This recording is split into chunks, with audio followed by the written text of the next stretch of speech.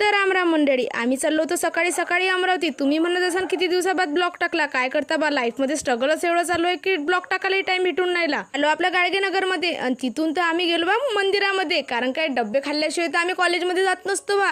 पेट पूजा फिर काम दूजा. मग चाललो होतो आम्ही सगळेजण कॉलेजमध्ये. चलता चलताच मागात पंची आला. मग काही नाही, आपल्या कॉलेजमध्ये बा केली बा एंट्री. विमलाबाई कॉलेज आहे आपलं, 1 नंबर कॉलेज आहे म्हणून इथं बा किती गर्दी आहे. आज होता 11वीचा पहिला दिवस.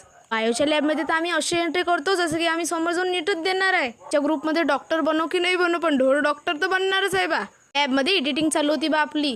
आता आम्ही मारली केमिस्ट्रीच्या लॅबमध्ये एंट्री. इथे आल्यावर विचार केला की बा आता डॉक्टर सोडून आपण सायंटिस्टच बनून जाऊ. आम्ही सायंटिस्ट बनवू की नाही बनवू, पण तुम्हाला साक्षी सायंटिस्ट बनवूनच दाखवेन, कारण काय मस्त एक्सपेरिमेंट करते बा ते. सायंटिस्ट तर वेगळी गोष्ट आहे, साक्षी तर खेळभांडोळे समजून खेळून राहिली ती. एक्सपेरिमेंट आमच्या लय चालू आहे, पण तुम्ही कमेंटमध्ये एखाद्या ॲसिडचं नाव विचारून पहा. टीचरला दिसली मग मी दाता काढताना. मग काही नाही, आपणही घेतले हाती खेळभांडोळे आणि केला मग चालू.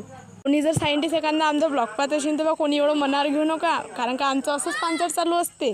मग काय झालं आमचं प्रॅक्टिकल, आज तर 11वीची दहशत होती बा, आणि आम्ही इथं सिनियर झालो होतो. भेटू मग आता पुढच्या ब्लॉगमध्ये, टू बी कंटिन्यू बाय.